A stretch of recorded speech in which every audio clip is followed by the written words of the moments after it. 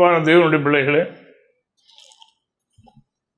மறுபடியும் இந்த டிவியின் மூலமாக உங்களை சந்திக்க வாய்ப்பு கொடுத்த இறைவனாய் இயேசுவுக்கு நான் நன்றி சொல்கின்றேன்.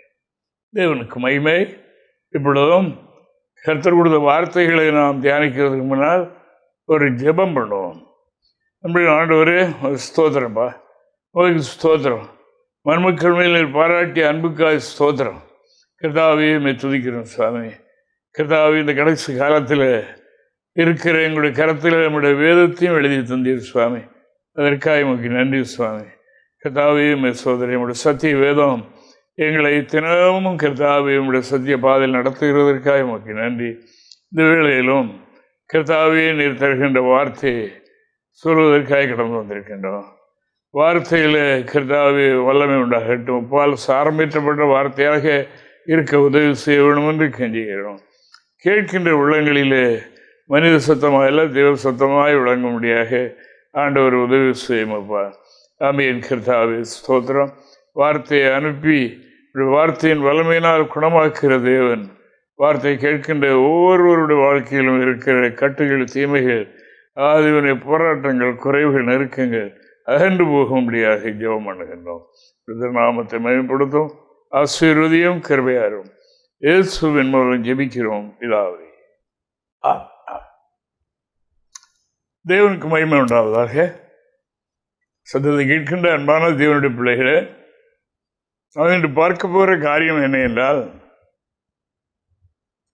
ஆண்டவராகிய தேவன் தம்முடைய ஆசீர்வாதத்தை, தம்முடைய அனுக்கிரகத்தை யாருக்கு அருளுகின்றார் என்கிறதை நாம் சுருக்கமாக என்று பார்க்கலாம்.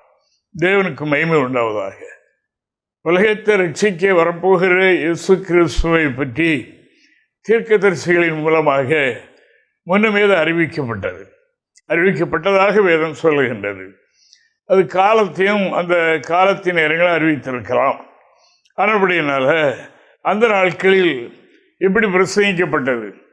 எப்படி என்றால், உலகத்தை ரட்சிக்க ரட்சகர் தோன்றப் போகின்றார். அது ஒரு கன்னிகையினுடைய வயிற்றிலே அவர் உற்பத்தியாகி பிறக்கப் போகின்றார். ஆனபடினால எல்லா கன்னிப்பெண்களும் எல்லா வாலிப பிள்ளைகளும் பரிசுத்தமாயிருங்கள் என்று சொல்லியிருக்கலாம். அப்படி இருந்த காலத்தில், அதாவது ஒவ்வொருவரும் ஒரு வகையாக எண்ணினார்கள்.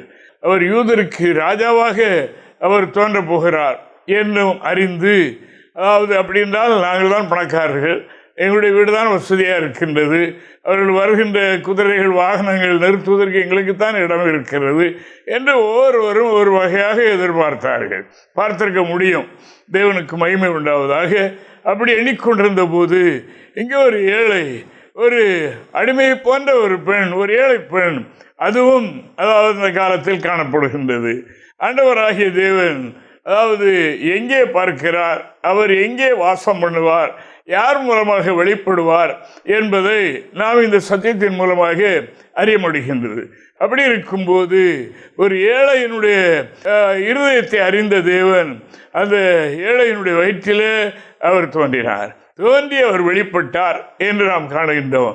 இதனுடைய மேன்மை அறிந்த அந்த பெண்ணானது, அதாவது எத்தனையோ வசதி படைத்தவர்கள், எத்தனையோ மேன்மைக்குரியவர்கள் காத்திருந்தார்களே, ஏழையாகிய என்னுடைய வயிற்றில் அவர் உற்பத்தி ஆகியிருக்கிறாரு என்று அவர்கள் இப்படி சொன்னார்கள் என்று நாம் காணுகிறோம். தேவதூதனால் அவர்களுக்கு அறிவிக்கப்பட்ட வார்த்தையை நம்ப முடியாமல் போனாலும், அதாவது அவர்களுக்கு அந்த தூதன் அறிவித்த காரியம் என்றால், உனக்கு இனத்தாளாய் இருக்கிற எலிசபெத்தும் கர்ப்பமாயிருக்கிறார், அவளுக்கு இது 6வது மாதம் ஆனபடினால என்று சொன்னபோது, அப்படி என்றால் எனக்கும் நடக்கும், அவள் வயதான, அதாவது ஸ்திரீகளுக்குரிய எல்லா முறைப்பாடுகளும் நின்று போன ஒரு பெண், அவளுக்கு கிடைக்குமானால் எனக்கு கிடைக்கும் என்ற நம்பிக்கையோடு அவளை பார்க்க சென்ற போது அங்கே சொல்லப்படுகிற வார்த்தை நாம் இங்கே வாசிக்கலாம்.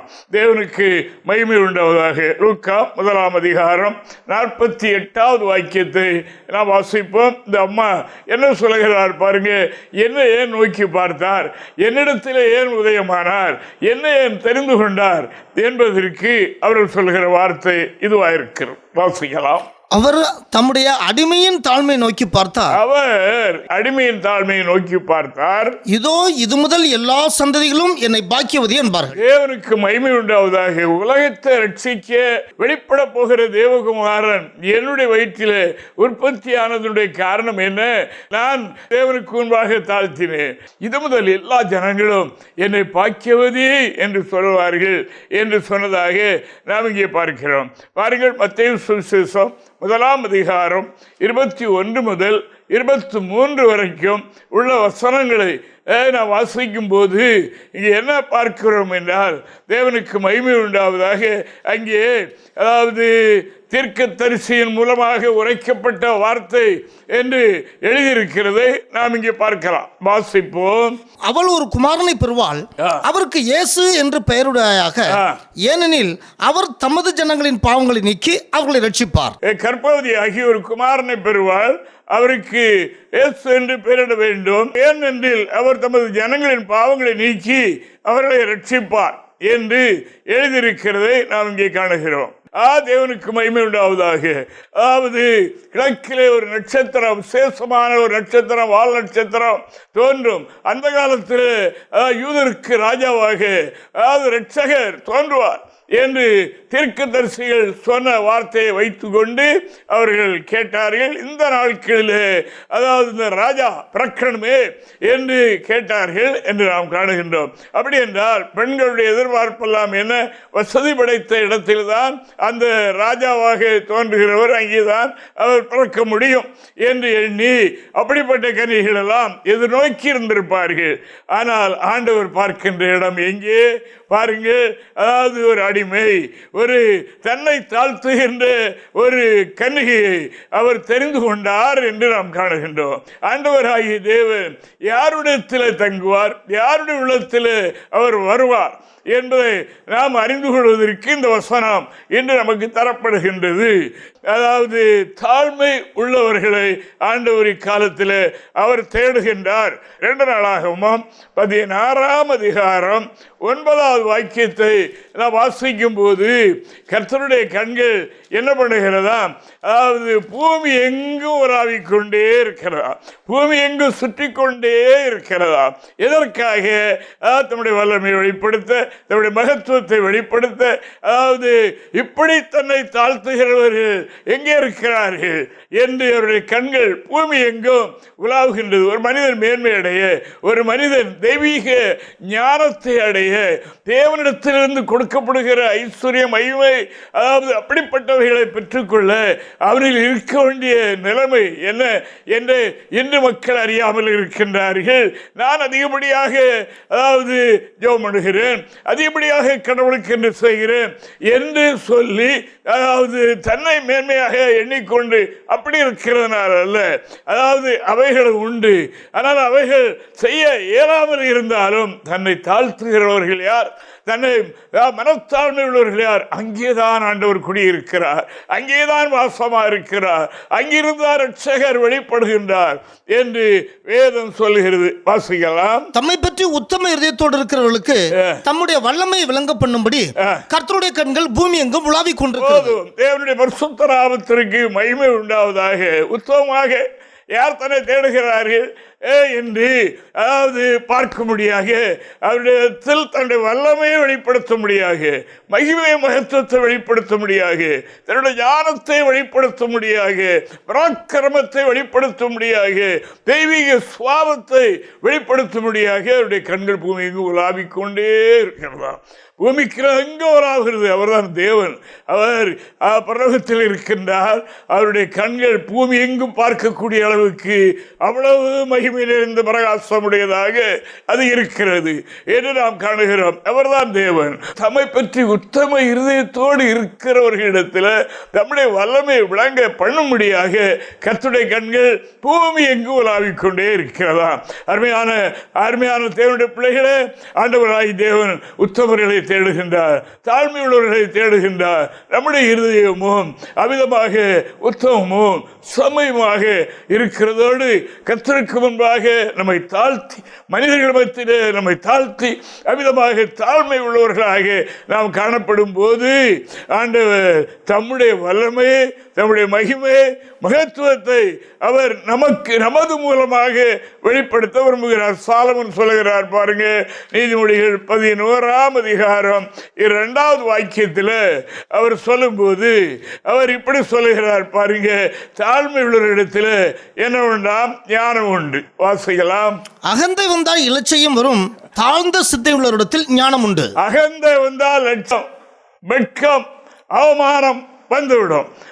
தாழ்ந்த சிந்தை யாரிடத்தில் இருக்கின்றதோ அவன் உலகத்தில் ஐஸ்வர்யவானோ இல்லையோ, அவன் அதாவது பணம் படைத்தவனோ ஞானம் உள்ளவனோ அறிவுள்ளவனோ இல்லை, ஒன்று கர்த்தருடைய உலக ஞானம் உண்டு, கர்த்தருடைய ஞானமும் உண்டு. ஆனபடினால இது தெய்வீக ஞானம் என்பது அளவுக்கு அடங்காதவைகள். அந்த ஞானம் அதாவது யாருக்கு வரும் என்றால் தாழ்மை உள்ளவர்களுக்கு. தேவனுக்கு முன்பாக தங்களை யார் தாழ்த்துகின்றார்களோ அவர்களிடத்திலிருந்து தெய்வீக ஞானம் வெளிப்படும் என்று நாம் வேதத்தில் வாசிக்கிறோம். தேவனுடைய பரிசுத்த நாமத்திற்கு மகிமை உண்டாவதாக. தாழ்மை உள்ளவர்களாக நடந்து கொள்கிறதற்குரிய பலன் என்ன என்று நீதிமொழிகள் 22:4 நாம் வாசிக்கும் போது நாம் இங்கே பார்க்கலாம். தாழ்மை உள்ளவர்களுக்கு வரும் பலன் என்ன என்பதை நாம் இங்கே 3 காரியங்கள் சொல்லப்பட்டிருக்கிறது பார்க்கலாம். வாசிப்போம். தாழ்மைக்கும் கர்த்தருக்கு பயப்படுதலுக்கும் வரும் பலன் ஐஸ்வர்யமும் மகிமையும் ஜீவனமாம். ஐஸ்வர்யம், மகிமை, கனம், இப்படிப்பட்ட மேன்மையான பொக்கிஷங்கள் அவர்களுக்காக வைக்கப்பட்டிருக்கிறது. இதை கொடுப்பதற்கு அவர் தேடுகிற மனிதர்கள் யார் என்றால் அவர்கள் தாழ்மை உள்ளவர்களாக இருக்க வேண்டும். தேவனுடைய சமூகத்தில் அதை பெற்றுக்கொள்வதற்கு தங்களை தாழ்த்த வேண்டும் என்று இறைவசனம் சொல்லுகின்றதுக்காக ஆண்டவரை நான் துதிக்கிறேன். தேவனுக்கு மகிமை உண்டாவதாக. அநேக தன்னுடைய வாழ்க்கையில் கொஞ்சம் அறிவு, கொஞ்சம் படிப்பு, கொஞ்சம் ஐஸ்வர்யம், செல்வம் இவைகள் கிடைத்தவுடனே அதாவது என்னெல்லாம் ஆகிவிடுகிறார்கள். பெரியவர்கள் சொல்வார்கள், நின்று கொண்டு காலை நீட்டாதே, படிப்படியாக உட்காரு என்று சொல்வார்கள். அப்படி செய்தால் உனக்கு சேதம் வரும் அல்லவா? அதுபடினால அதாவது தாழ்மை, இது தாழ்மை என்னத்தை காண்பிக்கிறது என்றால் கர்த்தரிடத்தில் இருந்து மேலானவைகளை பெற்றுக்கொள்ள வழிநடத்துகிறதாக இருக்கிறது. அங்கே அதாவது ஐஸ்வர்யம், அங்கே பெரிய ஒரு மகிமை, அங்கே நித்திய ஜீவன் அந்த தாழ்மைக்குள்ளாக அடங்கி இருக்கின்றது. ஆனபடினால இந்த தாழ்மைக்கு ஒரு பலன் உண்டு. அந்த பலன் இவைகளாக இருக்கின்றது. ஆனபடினால் யார் தங்களை தாழ்த்துகிறார்களோ, மற்றபடி உடைநடையில் அல்ல, நம்முடைய மனதில் மனத்தாழ்மை நாம் தேவனுக்கு முன்பாக காட்டுவோம் என்று சொன்னால் ஆண்டவர் நமக்கு தேவ கிருபையை ஆண்டவர் நமக்கு கட்டளையிடுவார் என்று யாக்கோபும் தன்னுடைய நிருபத்தில் எழுதுகிறதை நாம் இங்கே பார்க்கலாம். தேவனுக்கு மகிமை. யாக்கோபு 4ஆம் அதிகாரம் 6-7 வசனங்களை வாசிக்கும் போது அவர் இப்படி சொல்லுகிறார். வாசிப்போம். அவர் அதிகமான கிருபை அளிக்கிறாரே, அதிகமான கிருபை அளிக்கிறாரே, அதனால் தேவன் பெருமை உள்ளவருக்கு எதிர்த்து நிற்கிறார், தாழ்மை உள்ளவருக்கு கிருபை அளிக்கிறார் என்று சொல்லியிருக்கிறது. தேவனுக்கு மகிமை உண்டாவதாக. தேவன் ஒரு மனிதனிடத்தில் எதிர்க்கிற இடம் இல்லை என்றால் பெருமை. தேவனுக்கு முன்பாக அவர் தன்னை தாழ்த்தாமல் போனால் தேவன் அவனுக்கு எதிரியாக மாறிவிடுகின்றார், அவனுக்கு விரோதமாக மாறிவிடுகின்றார். கடவுள் ஒரு மனிதனுக்கு விரோதியானால் எவ்வளவு பெரிய கஷ்டம் பாருங்க. அதுபடினால இந்த நாட்களில் நம்மில் இந்த வேத வெளிச்சத்தில் நம்மில் இருக்கிற நிலையை நாம் உணர்வோம், கவனிப்போம், அதை கண்டுபிடிப்போம். கண்டுபிடித்து அவனுடைய சோகத்தில் இவ்வளவு நாள் காத்திருந்து பரிசுத்தாவி கிடைக்கவில்லையே, இவ்வளவு நாள் காத்திருந்து கிருபை கிடைக்கவில்லையே, ஆவிக்குரிய ஜீவிதத்தில் ஒரு வளர்ச்சி இல்லையே, ஒரு மேன்மையும் இல்லையே என்று எண்ணி ஏங்குகிறோமா? வேதம் சொல்லுகின்றது, கர்த்தருக்கு முன்பாக தாழ்மைப்படுங்கள் என்று எழுதியிருக்கிறது. அல்லேலூயா. தாழ்மை உள்ளவர்களுக்கு அவர் கிருபை அளிக்கிறார் என்று சத்தியவேதம் சொல்லுகின்றபடினால் அருமையானவர்களே, அன்பானவர்களே, இந்த தேவன் கொடுத்திருக்கிற கிருபை நாட்களில் அதாவது நாம் அதை பெற்றுக்கொள்ள ஆயத்தப்படுவோம். நாம் தேவனுக்கு முன்பாக நம்மை தாழ்த்திவிட்டால் போதும். ஒரு நாள் அதாவது சீடர்கள் அவர்கள் வழிநடந்து வரும்போது அவர்களுக்குள்ளே ஒரு எண்ணம் உண்டாக ஆரம்பித்து விட்டது. மனுஷத்தில் அது ஏற்படுகிற ஒன்றாக இருக்கிறது. எப்படி என்றால் அதாவது நாம் 12 பேர் அப்போஸ்தலர்களாக இருக்கிறோம். நம்மில் எவன் பெரியவன், என்ற எண்ணங்கள் அவர்களுக்கு உண்டாக ஆரம்பித்து விட்டது. எல்லாரும் ஒன்று போல இருக்கிறோம், யார் பெரியவன்? இதை கர்த்தராகிய தேவன் அவர் தூரத்திலிருந்து தன்னுடைய ஆவியிலே அறிந்தார். அறிந்து வழியிலே என்ன பேசிக் கொண்டீர்கள் என்று சொல்லி, உங்களில் ஒருவன் பெரியவனாக இருக்க விரும்பினால் பிள்ளையை போல தன்னை தாழ்த்த கடவன். சிறு பிள்ளையை போல, இந்த பிள்ளையை போல யார் தன்னை தாழ்த்துகிறான சூது, வாது, கபடம், இப்படிப்பட்டதான பொல்லாத குணங்கள் பிள்ளைகளுக்கு அது இருக்காது. அடித்து விட்டு எடுத்தால சாக்லேட்டை கொடுத்தாலும் வாங்கி வாயில போட்டுக்கொண்டு கையில் வாங்கிக்கொள்ளும் என்று நாம் பார்க்கின்றோம். அவளுக்கு அந்த வைராக்கியங்கள் இருக்காது என்று யாக்கோபு தன்னுடைய நிருபத்தில் மறுபடியும் எழுதுகிறார். 4ஆம் அதிகாரம் 10வது வாக்கியத்தை நாம் வாசிக்கும் போது இப்படி நாம் காணுகின்றோம். கர்த்தருக்கு முன்பாக தாழ்மைப்படுங்கள், கர்த்தருக்கு முன்பாக தாழ்மைப்படுங்கள், அப்பொழுது அவர் உங்களை உயர்த்துவார். அப்பொழுது அவர் உங்களை உயர்த்துவார். இவ்வளவு அருமையாக சொல்லிக் கொடுக்கப்படுகிறது பாருங்க. அதாவது உயர்த்தவில்லையே, வேலையில் உயர்த்தவில்லையே, வாழ்க்கையில் உயர்வில்லையே, எதை செய்தாலும் வாய்க்கவில்லையே என்ன. தேவனுடைய பிள்ளைகளுக்கும் வாஞ்சியுடைய மக்கள் கிருபைகளை பெற்று கர்த்தருக்காய் பிரகாசிக்க வேண்டும் என்ற எண்ணம் இருக்கிறது. ஆனால் என்ன இருக்க வேண்டுமா? தாழ்மைப்படுங்கள், அப்பொழுது அவர் உங்களை உயர்த்துவார். எல்லாருக்கும் முன்பாக பிரகாசிக்க செய்வார். கிருபைகள், வரங்கள், வல்லமைகளை அவர் அள்ளி கொடுப்பார். அதிகமான கிருபை அவர் அளிக்கிறாரு. யாருக்கென்றால் தாழ்மை உள்ளவர்களுக்கு கிருபையை அளிக்கிறார் என்று வேதம் சொல்லுகின்றது. அவர் குறைவாக கொடுக்க மாட்டார். அவர் கொடுக்கிறதெல்லாம் நிறைவாகவே இருக்கும். அவர் உயர்ந்தவராயிருந்தும் தாழ்மையானவர்களை நோக்கி பார்க்கின்றார், தாழ்வில் இருக்கிறவர்களை நோக்கி பார்க்கின்றார் என்று வேதம் சொல்லுகின்றது. அப்படினாலே உயர்வாயிருக்கிறவர்கள் உயர்ந்தவர்களை தான் தேடுவார். படித்தவர்களோடு, அதாவது உயர்ந்த உற்சவத்தில் இருக்கிறவர்கள் அப்படிப்பட்டவர்களோடு, வசதி படைத்தவர்கள் அப்படிப்பட்டவர்களோடு சேர்கிறது உலகத்திலே பார்க்கிறோம் அல்லவா? அவர்கள் தான் அவர்களுக்கு பிறண்டாக, அவர்களுக்கு நண்பர்களாக, அவர்களுக்கு உயிர் தோழர்களாக இருக்கிறார்கள். இப்படியெல்லாம் மனுஷீகத்தில் இருக்கு. தெய்வீகம் என்று சொல்லும் போது அவரை விட உயர்ந்தவர் யாரும் இல்லை. அப்படினால் அவர் உயர்ந்தவராய் இருந்தும் அதாவது தாழ்மையானவர்கள் எங்கே இருக்கிறார்கள் என்று அவர்களை அவர் நோக்கி பார்க்கின்றார். தேவனுக்கு மகிமை உண்டாவதாக. அவருடைய கண்கள் இரவு பகலாக உலகத்தை சுற்றி கொண்டே இருக்கின்றது. தேவனுக்கு மகிமை. அதாவது உயர்ந்தவர்கள் யாராவது இருக்கிறார்களா என்றல்ல, அவர்கள் தீமை செய்கிறவர்கள் துன்மார்க்கர்களை தூரத்திலிருந்து பார்க்கிறாராம். ஆனால் தாழ்மை உள்ள தமிழக பிள்ளைகளை அவர் அருகாமையிலே பார்க்கிறார், நோக்கி பார்க்கின்றார். சில தவறுகள், மீறுதல்கள் உண்டாயிட்டால் கூட நாம் ஆண்டவருடைய சமூகத்தில் போய் நம்மை தாழ்த்தி, ஆண்டவரே நான் இந்த காரியம் என்னை சம்பவிக்க வேண்டாம், இந்த சாபத்தை என்மேல் சுமத்தி விடாதீரும் என்று சொல்லி நம்மை தாழ்த்தி ஆண்டவரிடத்தில் வரும்போது ஆண்டவர் அவைகளை பார்த்து மன்னிக்கிறவராக இருக்கிறார்.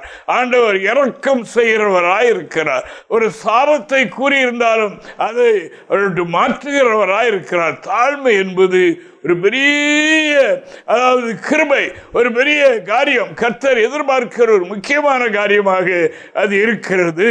ஆகாப் என்று சொல்லப்படுகிறவன், அதாவது தன்னுடைய வீட்டினுடைய அருகாமையில் இருக்கிற ஒரு ஏழை மனிதனுடைய நிலத்தை கேட்டான், தனக்கு சொந்தமாக எடுத்துக்கொள்ளும்படியாக அவன் கேட்டான். கேட்கும்போது அவர் என்ன சொன்னார் என்றால், அதாவது என்னுடைய பூர்வீக சொத்து, என்னுடைய தகப்பனுடைய, என்னுடைய முன்னோர்களுடைய சொத்து தரமாட்டேன் என்று சொன்னதற்காக அவன் விசனமடைந்து படுத்திருந்தான். அவன் தீமை ஒன்றும் செய்யவில்லை. ஆனால் மனைவி கேட்டதற்கு மட்டும் சொன்னான், இப்படி அந்த தோட்டத்தை தரமாட்டேன் என்று சொல்லிவிட்டான் என்று சாப்பிடாமல் படுத்திருந்தான். அந்த ஏசவேல் என்பவள் திட்டமிட்டு ஆட்களை ரெடி பண்ணி அந்த மனிதனை கொன்று விட்டாள். இந்த ஆகாபுடைய மனைவிக்கு கிடைத்தது. அவன் அதை புருஷனுக்கு அவள் அறிவித்தார். அதாவது தோட்டத்தை தரமாட்டேன் என்று சொன்ன மனிதன் இறந்து விட்டான்.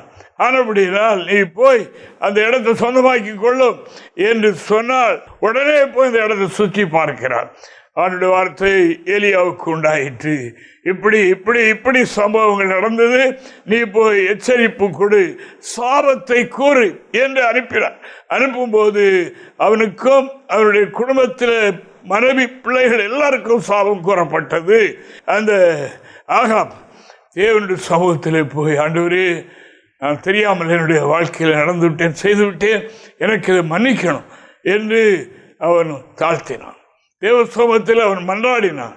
தன்னை தாழ்த்தி ஒப்பு கொடுத்தான். ஆண்டவர் இறங்கினார். அல்லேலூயா. அவன் கொலை செய்யவில்லை, அவருடைய மனைவியின் மூலமாக இந்த ஏற்பாடு நடந்தது. எல்லாத்தையும் கர்த்தர் அறிவார் அல்லவா? அப்படினால் அவன் தன்னை தாழ்த்தின போது அவன் மேல் கூறப்பட்ட சாபம் நீக்கப்பட்டது. ஆண்டவர் சொன்னார், இது உன்னுடைய காலத்தில் சம்பவிக்காது, உன்னுடைய சந்ததியினுடைய காலத்தில் நடக்கும் என்று சொல்லி அதை மாற்றிவிட்டார். தாழ்த்தினபடினால அது அவனை விட்டு நீங்கிட்டு என்று பார்க்கிறோம். வாசிப்போம். ஆகாப் இந்த வார்த்தைகளை கேட்டபொழுது தன் வஸ்திரங்களை கிழித்து தன் சரீரத்தின் மேல் இரட்டை பொறுத்து கொண்டு உபவாசம் பண்ணி ரெட்டிலே படுத்து தாழ்மையை நடந்து கொண்டான். தாழ்மையாக நடந்து கொண்டான். அப்பொழுது கர்த்தருடைய வார்த்தை திஸ்பியனாகிய எலியாவுக்கு உண்டாயிற்று. அவர் ஆகாப் எனக்கு முன்பாக தன்னை தாழ்த்தினதை கண்டாயா? அவன் எனக்கு முன்பாக தன்னை தாழ்த்துகிறபடினால் நான் அவன் நாட்களில் அந்த பொல்லாப்பை வரப்பண்ணாமல் அவன் குமாரன் நாட்களில் அதை அவன் வீட்டில் மேல் வரப்பண்ணுவேன். தேவனுக்கு மகிமை உண்டாவதாக. ஆண்டவர் தம்முடைய மனிதனிடத்தில் சொன்னார். அந்த மனிதன் மூலமாகத்தான் சாபம் கூறப்பட்டது. ஆனால் இதற்கு இடையில நடந்த காரியம் என்ன என்றால், அதாவது அவன் தன்னை தாழ்த்தினான். அவன் தேவ சமூகத்தில் முறையிட்டான். இதை நொறுங்கி வேண்டிக் கொண்டான். வேண்டிக் கொண்டபடினால் அந்த சாபம் மாறிற்று என்று நாம் காணுகிறோம். அருமையானவர்களே, மூதாதையர்கள் செய்த பாவம் இன்று பின் சந்ததிகளை பின்தொடர்கிறது அல்லவா? அதாவது சொல்லுவார்கள், இப்படி உங்களுடைய முன்னோர்கள் செய்த, உங்களுடைய தாத்தா பாட்டி காலத்தில் கொடுமையான பாவங்களை செய்தார்கள், அதனுடைய சாபம் உங்களை பின்தொடர்கிறது என்றும் சொல்லுவார்கள். ஆனால் இதற்கு ஒரே வழி, மருந்து என்ன என்றால் தங்களை தாழ்த்துகிறது தான். ஆண்டவருக்கு முன்பாக போய், ஆண்டவரே இந்த சாபம் என்மேல் என் சந்ததி மேல் வர வேண்டாம், என்மேல் வர வேண்டாம் என்று கேட்கும்போது கர்த்தர் அதை மாற்றி விடுகின்றார். தகப்பன் செய்த பாவம் அவன் மேல் தான் இருக்கும், மகன் செய்த பாவம் அவன் மேல் தான் இருக்கும். அதுபடினால அது மற்றவர்களை சுமராது. யார் யார் தன்னை தாழ்த்தி விட்டார்களோ, தேவ சமூகத்தில் நொறுங்கி உள்ளத்தோடு விண்ணப்பித்து விட்டார்களோ, மன்னித்து விடுகிறார் ஆண்டவர் என்று நாம் காணுகிறோம். அந்த சாபம் அவனை விட்டு நீங்கிட்டு என்று நாம் காணுகின்றோம். இதற்கு பார்க்கின்ற அருமையானவர்களே, மூதாதையருடைய முன்னோருடைய சாபம் நமது குடும்பத்தில் இருக்கிறதா? அது 4 முறை 3-4 தலைமுறை வரைக்கும் இப்படி ஆகும் என்று வேதத்தில் சொல்லி இருக்கிறது உண்மைதான். ஆனபடினால் அதை நீக்குவதற்கு ஒரே வழி, தேவனுக்கு முன்பாக தன்னை தாழ்த்தும் போது, தன்னை நொறுங்கி உள்ளத்தோடு தேடும் போது, திரும்பும் போது கர்த்தர் அதை நீக்கி விடுகின்றார். உங்களுடைய குடும்பங்களில் எப்படி இருக்கிறதா? உங்களை தாழ்த்துங்கள், ஆண்டவரிடத்தில் கிட்டி சேருங்கள், அவரிடத்தில் நீங்கள் அறிக்கை செய்யுங்கள். கர்த்தர் அதை மாற்றுவார் என்பதை உங்களுக்கு அறிவித்துக் கொள்கின்றேன். ஆனபடினால், அதாவது பெரியவன் சிறியவன், பூமியிலே பெரியவனாயிருக்கிறதுனால் பிரயோஜனம் இல்லை, பரலோகத்திலேயும் பெரியவர்கள் சிறியவர்கள் என்கிற ஸ்தானம் இருக்கிறது என்று வேதம் சொல்லுகிறது. கர்த்தராகிய ஆண்டவர் சொல்லுகின்றார். இங்கே மத்தேயு 18ஆம் அதிகாரம் 1 முதல் 4 வரைக்குள்ள வசனங்களை நாம் வாசிக்கலாம். அவ்வேளையிலே சீசர்கள் இயேசுவிடத்தில் வந்து பரலோக ராஜ்யத்தில் எவன் பெரியவனாயிருப்பான் என்று கேட்டார்கள். இயேசு ஒரு பிள்ளையை தம்மிடத்தில் அழைத்து அதை அவர்கள் நடுவே நிறுத்தி, நீங்கள் மனம் திரும்பி பிள்ளையைப் போல் ஆகாவிட்டால் பரலோக ராஜ்யத்தில் பிரவேசிக்க மாட்டீர்கள் என்று மெய்யாகவே மெய்யாகவே உங்களுக்கு சொல்லுகிறேன். ஆகையால் இந்த பிள்ளையைப் போல தன்னை தாழ்த்துகிறவன் எவனோ அவனே பரலோக ராஜ்யத்தில் பெரியவனாயிருப்பான். பெரியவன் இல்லை என்று சொல்லவில்லை. பெரியவன் யார், யார் பெரியவர்களாக இருப்பார்கள் என்ற கேள்விக்கு ஆண்டவர் பதில் கொடுத்தார். ஒரு சிறு பிள்ளையை தனக்கு முன்னாலே நிறுத்தி அதை காண்பித்து, இந்த சிறு பிள்ளையை போல யார் தன்னை தாழ்த்துகிறார்களோ அவர் பரலோகத்திலே பெரியவர்களாக இருப்பார்கள் என்று வேதம் சொல்லுகிறது. பெரியவர்கள் என்றால் இயேசுவோடு அமர, இயேசுவை பின்பற்றி இயேசு போகிறவர்களெல்லாம் அவரோடு கூட நடக்க, அவருடைய இன்பமுகத்தை பார்க்க அவர்களுக்கு அந்த பாக்கியம் கிடைக்கும். தாழ்மைக்கு அவ்வளோ பெரிய அதாவது பலன் இருக்கிறது. தாழ்மைக்கு அதாவது உண்டாகிற பலன் என்ன என்று நாம் பார்த்தோம். அது ஐஸ்வர்யம். ஐஸ்வர்யம் என்றால் பணம் மட்டுமல்ல, வாழ்க்கையே தூய்மையாய், புனிதமாய், பரிசுத்தமாய், சுகமாய் இருப்பது ஐஸ்வர்யம். அந்த ஐஸ்வர்யம் தாழ்த்துகிறவர்களுக்கு ஆண்டவர் கொடுக்கிறார். அற்பமான மனிதர்களை மகிமையுள்ளவர்களாக மாற்றுகின்றார். அவர்களுக்கு நித்திய ஜீவனை கொடுத்து ஆண்டவர் பரலோகத்தை எடுத்துக்கொள்கின்றார்.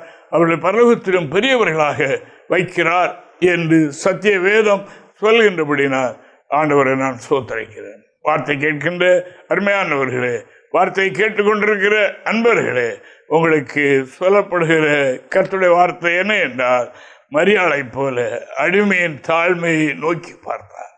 இவ்வளவு பெரிய காரியம், ஒரு ரட்சகர், பெரிய ஒரு தேவன், தேவகுமாரன் என்னிலே உதயமானார், என்னிலே அவர் தங்கியிருந்து இந்த உலகுக்கு ரட்சகராக வெளிப்படுகிறார். இந்த பாக்கியம் எப்படி கிடைத்தது என்றால், நான் ஒரு அடிமை, நான் ஒரு தாழ்மையை தேவ சமூகத்தில் மிகவும் தாழ்மையானவர். ஆண்டவர் இந்த கிருபையை அதனால் எனக்கு கொடுத்தார். நான் கர்த்தருக்கு முன்பாக தாழ்மை உள்ளவர்களாக இருந்தபடினா என் ஆண்டவர் என்னை கண்டார். பணக்காரர்களே இல்லை, பெரியவர்களே இல்லை, அறிவுடையவர்களே இல்லை, ஞானிகளே இல்லை, தங்களை நீதிமான்கள் என்று சொல்லுகிறவர்களே அல்ல. ஆண்டவர் இப்படிப்பட்ட தாழ்மை இருதயம் படைத்தவர்களை தேடுகின்றார். நீங்கள் நானும் அந்த நிலையில் இருந்து ஆண்டவர் தாழ்மை உள்ளவர்களுக்கு வைத்திருக்கிற கிருபைகளை பெற்று இந்த உலகத்தில் மகிமையாய் ஜீவிக்க ஆண்டவர் உதவி செய்வாராக. கர்த்தர் இந்த வார்த்தைகளை ஆசீர்வதிப்பார். ஆமென். ஜெபிப்போம். ஆண்டவரே, துதிக்கிறோம் அப்பா. மகாபரிசுத்தரே, வாழ்த்துகிறோம் ஐயா. ஸ்தோத்திரம். கர்த்தாவே, எங்களுக்கு நீர் போதிக்கிறது மாத்திரமல்ல, நீர் இந்த லோகத்தில் அடிமையின் ரூபம் எடுத்து தாழ்மை உள்ளவர்களாக வெளிப்பட்டீர், ஜீவித்தீர். ஆண்டவரே, எங்களுக்கு மாதிரியை காண்பித்து விட்டு போயிருக்கிறீர். ஆண்டவரே, அதற்காக உமக்கு நன்றி. ஸ்தோத்திரம் அப்பா. ஆனபடினால ஆண்டவர் அப்படிப்பட்ட உள்ளங்களை இன்றும் தேடுகிறீர். அவர்களிலே தங்கியிருந்து அவர்களுக்கு ஐஸ்வர்யத்தையும் அவர்களுக்கு கனத்த மகிமையையும் அவர்களுக்கு நித்திய ஜீவனையும் கொடுக்க விரும்புகிறீர். ஞானத்தை கொடுக்க விரும்புகின்றீர் ஆண்டவர். தேவ கிருபையை கொடுக்க விரும்புகின்றீர் ஆண்டவர். அவர்களை பெரியவர்களாக்கி பரலோகத்தில் மேன்மையான இடத்தில் அமரச் செய்வதற்கு உடைய கண்கள் பூமி எங்கும் ஆவிக் கொண்டிருக்கிறதை நாங்கள் காணுகின்றோம். அப்படிப்பட்ட நிலையில் மருமக்கள் எல்லாருடைய சத்தியத்தை கேட்கின்ற மக்கள் தங்களை தாழ்த்தட்டும். நான் ஒன்றுமில்லை, எவ்வளவுதான் உலகத்தில் மேன்மைக்குரியவராக இருந்தாலும் கத்திரிபாரில் நான் ஒன்றுமில்லை என்று தங்களை தாழ்த்தி இப்படிப்பட்ட ஆசீர்வாதத்தை பூமியிலும் பெற்று அநேகருக்கு பிரயோஜனமாக இருக்க மகிமையில் மேன்மையான இடத்தை பெற்றுக்கொள்ள உதவி செய்வீராக. உடைய கருத்தில் ஒப்புக் கொடுக்கிறோம். ஆசீர்வதியும் கிருபையார் இயேசுவின் மூலம் ஜெபிக்கிறோம் பிதாவே. ஆமென், ஆமென், ஆமென்.